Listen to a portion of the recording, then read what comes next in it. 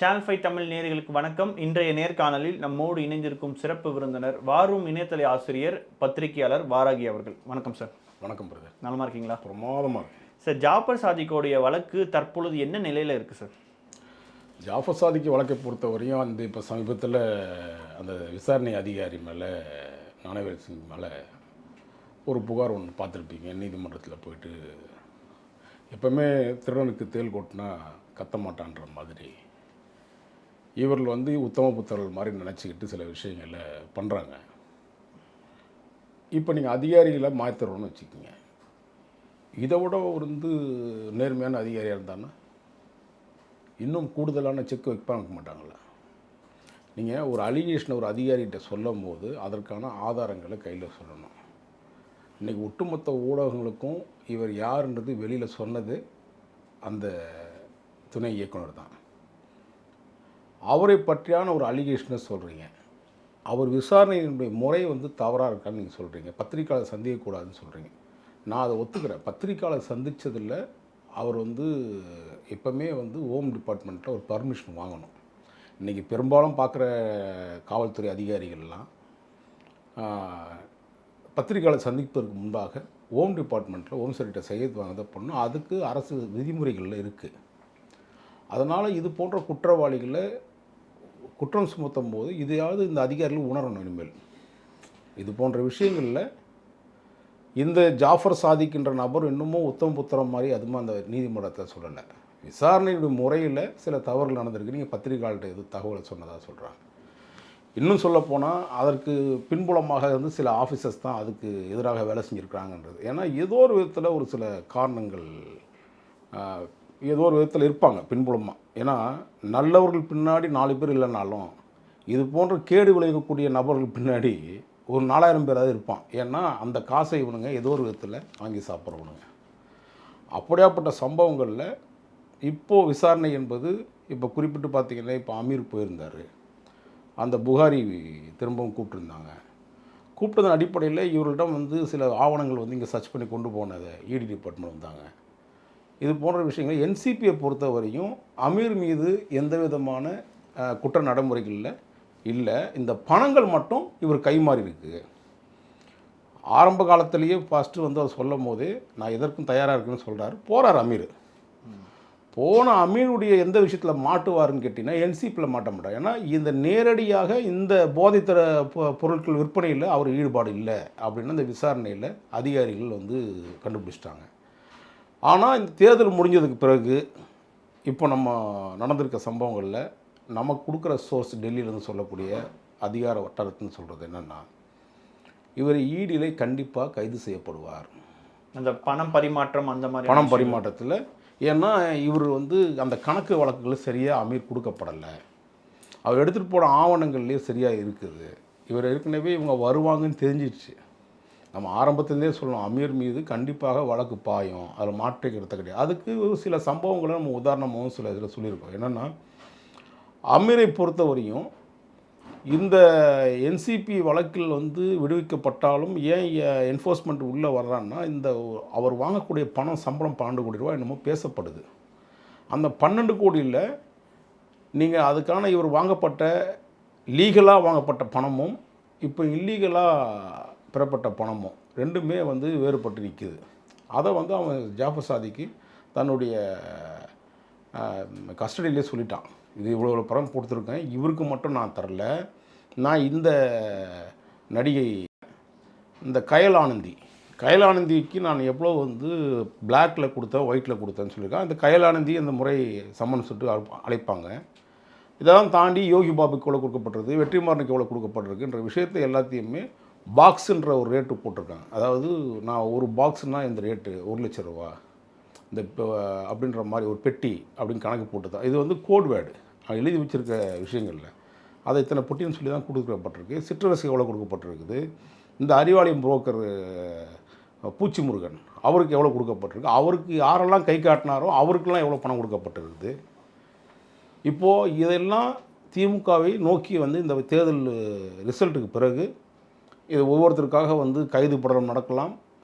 அமீரை பொறுத்த வரைக்கும் விசாரணை வளத்தில் கண்டிப்பாக சிக்குவார், சிறை செல்வார், வழக்கு கண்டிப்பாக பாயும். அதில் எந்த மாற்று கருத்தும் கிடையாது.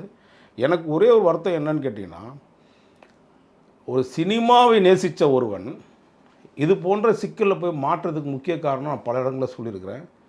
ஒரு மனிதனுடைய பின்புலமாக இருந்து ஒருத்தன் வேலை செய்கிறான். ஞானவேல் ராஜா என்கின்ற ஒரு தயாரிப்பு போர்வையில் ஒரு தருதலை வந்துக்கிட்டு இன்றைக்கி தமிழ்நாட்டை கெடுக்கிற அளவுக்கு ஒரு சூழ்நிலையை வேலை செஞ்சுட்டு இருக்குது. இது மும்பை பயணம் வந்து அவன் மும்பையில் ஒரு ஆஃபீஸை போட்டிருக்காப்புல. நான் பல காணொலியில் சொல்கிற விஷயந்தான். ஒருவனை நீங்கள் உருவாக்குறதே ஒருத்தன் வந்து சினிமாவை தவிர்த்து ஒருத்தன் அங்கேருந்து வெளியிலேருந்து ஒருத்தன் வந்து படம் பண்ண வந்திருக்கான். அப்படிங்கும்போது எப்போயுமே அமீர் அதை விரும்பியதில்லை, பார்த்ததில்லை. ஏன்னா நமக்கு சோர்ஸுகளை சொல்கிறது தான்.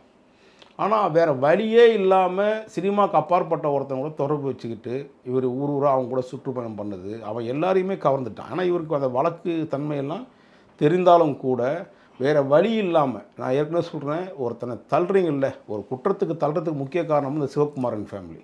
எப்பவுமே சிவகுமார் ஃபேமிலியை பொறுத்த வரையும் நடிகர் சூர்யாவும் சரி, அவருடைய மகன்கள் இவன் கார்த்தியாக இருந்தாலும் சரி, ஒரு நன்றி கெட்ட குடும்பம் அது. அந்த குடும்பத்துக்கு ஒரு சின்ன உதாரணம் மட்டும் உங்களுக்கு சொல்லி முடிக்கிறேன். இதுக்கு பின்புலமாக என்னென்ன காரணங்கள் நடந்திருக்கின்றது. வசந்த்னு ஒரு இயக்குனர், அவர் தான் முதல்ல சூர்யாவை வெளி உலகத்துக்கு கொண்டு வரார். எப்படி அமீர் வந்து கார்த்தியை வெளியே கொண்டு வந்து வச்சு அடித்தானுங்க பாரு ஆப்பு, இன்றைக்கி வரையும் ஒரு 7 கோடி ரூபாய்க்கு மேலே ஏமாற்றி ஒரு 420 வேலையை பார்க்குறது இந்த குடும்பம்னு நான் பல காணொலியில் சொல்கிறது தான். அமீருக்கு வந்து கொடுக்க வேண்டிய பணம் 1.25 கோடி ரூபா 2007 நடந்த படம் எடுக்கப்பட்டது பருத்தி வீரன். அதுக்கு பின்பு பார்த்திங்கன்னா இது போன்ற சம்பவங்களை நான் அதே மாதிரி தான் வசந்த் வந்து ஒருத்தரை உருவாக்குறார். இவனுக்குலாம் அந்த வசந்த் எடுத்த படம் நேருக்கு நேர்னு ஒரு படம். அது 2 பாடல்களில் பாருங்கள். ஒன்று சிம்ரான் தான் நடிச்சிருப்பாங்க அந்த படத்தில். இவனுக்கு நடிக்கவும் தெரியாது, இவனுக்கு டான்ஸும் ஆட தெரியாது. அந்த படத்தில் பார்த்திங்கன்னா இவனை வெறும் கையும் காலையும் அசைக்க வச்சுருப்பார். அந்த பொண்ணு சிம்ரான் ஓடினே இருக்கும், ஓடி வந்துகிட்டே இருக்கிறோம், இவனுக்கு எங்கேயும் இது பண்ண தெரியாது. அங்கே ஏன் நீங்கள் கேட்க போகணும், என்னடா ஒரு படத்தினுக்கு வாய்ப்பு கொடுக்குறான், வாய்ப்பு கொடுத்து அந்த நடிகனாக உருவாக்குறான். அவர் ஒரு வார்த்தை ஒரு விஷயத்தை சொன்ன உடனே அந்த வசந்த்ன்ற இயக்குனரையே காலி பண்ணது யாருன்னு கேட்டிங்கன்னா இந்த நாதாரி குடும்பங்கள் தான். எதுக்குன்னு கேட்டிங்கன்னா இவன் நடிப்பே வரல, அந்த நடிப்பு வராதனால வந்த விளைவுகளில் என்ன பண்ணுறாரு வசந்த், ஒரு நாள் அவனை மத்தியானம் பிரியாணி சாப்பிட்றான் சூர்யா, நல்ல சோறு சாப்பிட்றிய அப்படின்னு ஒரு விஷயத்தை திட்டிடுறாரு. நடிக்க மட்டும் வரமாட்டேங்குது. ஏன்னா வசந்த் அந்த படத்தை சூர்யாவும் விஜயும் சூர்யா விஜய் தான் ஆக்சுவலாக அந்த படத்துக்கு குறிப்பாக பார்த்திங்கன்னா அந்த வசந்த் எடுத்த படத்தில் இவர் தான் ஹீரோ. ஆக்சுவலாக விஜயும் அஜித்தும் தான் காம்பினேஷன் வந்துருந்தது. அஜித் வந்து நடிக்க வந்து ஒரு 5 நாளுக்குள்ளே வெவ்வேறு விதமான சூழ்நிலைகள் அவருக்கு ஏற்படுது. அஜித்துக்கு ஏற்பட்ட நிலைமையினால் என்ன பண்ணுறது, அந்த படத்தை விட்டு விலகிறாரு. ஒரு 5 நாள் ஷூட்டிங் போயிட்டு விலகிறாரு. அப்போது வேறு ஒருத்தரை நம்ம ஃபிக்ஸ் பண்ணும்போது இந்த இவனுக்கு எப்படி கேட்டிங்கன்னா இந்த சிவகுமார் ஃபேமிலி எப்படின்னு கேட்டிங்கன்னா ஒருத்தனை வளர்க்கணுன்னா எதை வேணா ஒரு கீழே உட்காந்து வேலை செய்வானுங்க, அந்த மாதிரி ஆட்கள் இவனுங்க. அப்போது அன்னைக்கு வந்து எஸ்.ஏ. சந்திரசேகருடைய போய் அணுகிறாங்க அன்றைக்கி. ஏன்னா விஜய் வந்து மாஸ் ஹீரோ, அப்போது மிகப்பெரிய மாஸ் ஹீரோ விஜய். இன்றைக்கி வரையும் அன்றைக்கி எடுத்த விஜய் தான் இன்றைக்கி வரையும் மாஸாகவே இன்றைக்கி இருந்துகிட்ருக்காரு. அந்த விஜயுடைய அப்பா சந்திரசேகரை பிடிச்சி சிவகுமாரன் ஃபேமிலி இந்த மாதிரி உருவி அவனை கூப்பிட்டு சொல்லி, ஐயா இதுமாரி நீங்கள் அழைக்க வரணும், அந்த பையனை வந்து கொஞ்சம் உருவாக்கணும், நீங்கள் பண்ணால் முடியும் அப்படின்னு சொன்ன உடனே சந்திரசேகர் அவர்கள் இறக்கப்பட்டு விஜயை கன்வின்ஸ் பண்ணுறாரு. விஜயை கன்வின்ஸ் பண்ணி இவன் நடிக்க வைங்கன்னா புதுசாக எப்போவுமே ஒரு விஷயத்தை பண்ண முடியாது. அப்போது அந்த வசந்த் வந்து அதெல்லாம் போய் உட்காந்து சொல்கிறாரு, இது சரியாக வராதுங்க, ஏன்னா இவனுக்கு ஒன்றுமே தெரியல. நான் எப்போவுமே நான் சில இயக்குநர்களை பார்ப்பேன், பாலா, அமீர், இவங்கெல்லாம் எப்படி பண்ணுவாங்க படம் பண்ணுறதுக்கு முன்னாடி பார்த்தீங்கன்னா, ஒரு ஹீரோ உருவாக்குறான்னு வச்சுக்கங்களேன், அந்த ஹீரோவை கதையை ஷூட்டிங் போக மாட்டாங்க, அந்த கதாபாத்திரத்தை அவர் உருவாக்குவாங்க, ஒருத்தனை கதாபாத்திரமாக உருவாக்குவாங்க. அதை ஒரு 30 நாள் 40 நாள் வேஸ்ட் ஆனாலும் ஷூட்டிங்கு வீணாக போனாலும் பரவாயில்ல. அப்படி தான் பருத்தி வீரனில் இந்த பன்னட பையனை இவனை அவன் பேர் என்ன கார்த்தி, அவனை சும்மாவே 30 நாள் அலைய விட்டார் வெயிலில். ஏன்னா இவன் குழுன்னு அங்கே வெளிநாடுகளில் படிச்சுட்டு வந்த உடனே அந்த கதைக்கேற்ற பாத்திரமாக இவன் மாற மாட்டேங்கிறான்னு உடனே க்ரௌடை க்ளீன் பண்ணுறா போயின்ட்டார். அமீர் அந்த விஷயம் நடந்தது, அதை ஒரு பொட்டக்காட்டில் காமிச்சதே போய் க்ளீன் பண்ணுறா, கூட்டத்துக்கு க்ளீன் பண்ண எல்லாம் பார்ப்பாங்க கிராமத்தில் வரவங்க. இப்போ இந்த ஷூட்டிங் நடக்குது நம்ம ஊரில். ஒன்று அந்த வேலையை பார்த்துட்டு இருந்தவனை கூப்பிட்டு வந்து அவனை கண்ணங்கிறன்னு ஆக்குறாரு. அந்த உருவத்துக்கான மாற்றம் கொண்டு வராரு, முடியில் மாற்றம் கொண்டு வராரு, கண் இமையில் மாற்றம் கொண்டு வராரு, உதட்டில் மாற்றம் கொண்டு. ஏன்னா அவனுடைய எல்லா விதத்தையும் ஒரு நடிகனாக ஒருத்தன் காட்சி அவன் வரும்போது அதுதான் பாலாகிட்டையும் அமீர்கிட்டையும் அந்த ஒரு விஷயம் நடந்துகிட்டு இருக்கும். இப்போ வெற்றிமாறனும் அந்த உருவாக்கிட்டு இருக்காரு. அந்த மாதிரி ஒரு கதாபாத்திரத்தை உருவாக்கிட்டு தான் ஷூட்டிங்கே போவாங்க. அது வரையும் அவனை வேலை பண்ணுவான். அந்த மாதிரி தான் பாலா வந்து இது 2வது படமான இவர் கொடுக்குறான் யாருக்கு, சூர்யாவுக்கு. பாலா இல்லைன்னா இன்றைக்கி வந்து சூர்யாவும் அந்த குடும்பம் எங்கே போகும்னு தெரியாது. இவனுங்கெல்லாம் வேறு எங்கேயா போய் பிச்சை தான் எடுத்துருப்பானுங்க. இந்த மாதிரி ஒரு தமிழ்நாட்டில் ஒரு பிரபலமான நடிகனாக வந்திருக்க மாட்டானுங்க. இந்த இன்னொரு விஷயம் பார்த்தீங்கன்னா 2 படம் அவர் சக்ஸஸ் பண்ணி கொடுத்தார். இவர் நடிகனாக உருவாக்குறாரு பாலா. இவன் கேட்ட கேள்வி, இந்த வசந்த் மேட்ரை விட்டு வந்துடுறேன். வசந்த் வந்து என்ன கேட்டான்னா, சாப்பிட்ற வந்து நடிக்க தெரியாதா அவனுக்குலாம் ஏட்டோ அப்படி திட்டிடுறாரு. இதை மனசுக்குள்ளேயே உள்ள வஞ்சன்ஸ் வச்சுக்கிட்டு அவர் ஒரடியாக ஒழிக்கிறதுக்கான வழியை பார்க்குறானுங்க இந்த குரூப்பு. இதுதான், அதாவது இவனுங்க பொறுத்தவரை வெள்ளையாருக்கும் போய் சொல்லுவான்னு வடிவேல் சொல்ல மாட்டானுன்னு சொல்லுவார்ல வடிவேல். அந்த மாதிரி ஒரு நாதாரி குடும்பம் தான் இந்த சிவகுமாரன் ஃபேமிலி, ஞானவேல் ராஜா குரூப்பு. இப்போது அதே தான் பாலாவுக்கு நடந்தது. பாலா வந்து 2 படம் கொடுத்தார். நந்தா ஒரு படம் கொடுத்தார். இவனை ஒரு ஆக்ஷன் ஹீரோவாக மாற்றினார் பாலா. இவனை எப்படி நடிகனாக மாற்றினாரோ அதே போல் ஒரு ஆக்ஷன் ஹீரோவாக மாற்றுறதுக்கு வேலை பார்த்தார். அங்கேயும் அவன் விசுவாசமாக இல்லை. இந்த ஒன்றும் இல்லை, இந்த வணங்கான்னு ஒரு படம் வந்துச்சு. 5 நாள் ஷூட்டிங். அவன் படம் தான் ப்ரொடியூசர். அந்த யார் 2D ப்ரொடக்ஷனில் தான் அந்த படம் இருந்துச்சு. இதை ஞானவேல் ராஜா போய் உள்ளே குழப்புறான். என்னத்துக்கு குழப்புறான்னா, டேய் இந்த வயசாடையா இவன் கூட நடிச்சிட்டு இருந்தீங்கன்னா உட்காந்துட்டு அவன் பாரு எப்படி ட்ரீட் பண்ணுறான் பாரு பாலா அப்படின்னு சொல்லி இவன் 2 பேரையுமே ட்விஸ்ட் பண்ணி விட்றான் ஞானவேல் ராஜா. இந்த தடியனை பற்றி இன்றைக்கு வரையும் அவனுக்கு என்ன நடக்குதுன்னே தெரியாமல் உட்காந்துருக்கோம் தான் இந்த பசங்க. ஏன்னா அவன் என்ன சொல்கிறான், ஞானவேல் ராஜா வந்து என்ன சொல்கிறானோ அதைத்தான் இந்த குடும்பம் கேட்கும். அதனால தான் இவனுக்கு சீரழிவான விஷயங்களுக்கு மறுபடியும் போயிட்டுருக்கானுங்க. பாதாள பாலத்துக்கு போகிறான். இந்த வணங்கான் படங்களில் இவன் சொன்ன உடனே சில விஷயங்களில் ஒரு கோவம் வந்துடுது. ஏன்னா எப்போவுமே பாலா கிட்ட சொல்ல விஷயம் சொன்னோம் இல்லையா, அதே மாதிரி தான் அவனை உருவாக்குறாரு. இதுக்கு முன்னாடி இருந்த நடிகனாக இருக்கக்கூடாது. யாரை இவனை சிவகுமார் ஃபேமிலியில் சரி, இதற்கு முன்னாடி இருந்த ஒரு நடிகனாக நான் பார்க்கக்கூடாதுன்னு சொல்லி தான் சூர்யாவை இவருக்கு ஏற்றாப்போல் ஒரு கதாபாத்திரம் ஏற்றாப்போல் அவனை இருக்கிறார். நான் என்ன எக்ஸ்பீரியன்ஸ் இல்லாத ஆளா அப்படி இப்படின்னு அவரோட ரொம்ப வருத்தப்பட்டோன்னே சரி போடாமல் இருந்து திட்டி விட்டார். இதுதான் உண்மையாகவே நடந்தது. இந்த சம்பவத்தில் தான் அந்த தயாரிப்பாளர், இப்போ வந்திருக்க தயாரிப்பாளர் சுரேஷ் காமாட்சின்னு, நம்ம நிறைய நல்ல படங்கள் எடுத்திருக்காரு. மிக மிக அவசரம், அப்புறம் மாநாடு. இப்போ நம்ம பார்த்திங்கன்னா அமதிப்படை 2லாம் அவர் தான் எடுத்தார். ஒரு நல்ல தயாரிப்பாளர். அந்த தயாரிப்பாளர் இன்றைக்கி வந்து ஒரு முடியாதுன்னு சொல்லிட்டு போன படத்தை இன்றைக்கி இந்த அருண் விஜயை வச்சு இன்றைக்கி படத்தை முடிச்சிருக்காங்க. படத்தை ரொம்ப அருமையாக வந்திருக்கு படம். அந்த படம் கண்டிப்பாக வெற்றி பெறும். அருண் விஜய்க்கு ஒரு மிகப்பெரிய மாற்றம் வரும். இந்த நிர்வாகமும் நல்லபடியாக இருக்கும். தயாரிப்பாளர் சுரேஷ் காமாட்சியோட நிர்வாகம்.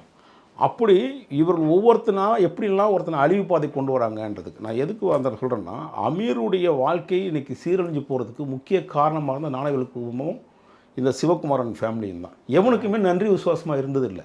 அமீருக்கு விசுவாசம் வச்சு பார்க்கும்போது அமீர் அவர்கள் வந்து வேறு வழி இல்லாமல் தான் ஜாஃபர் சாதி கூட தொடர்பு இல்லாமல் வச்சுருந்தார். கண்டிப்பாக அதுதாங்க உண்மை.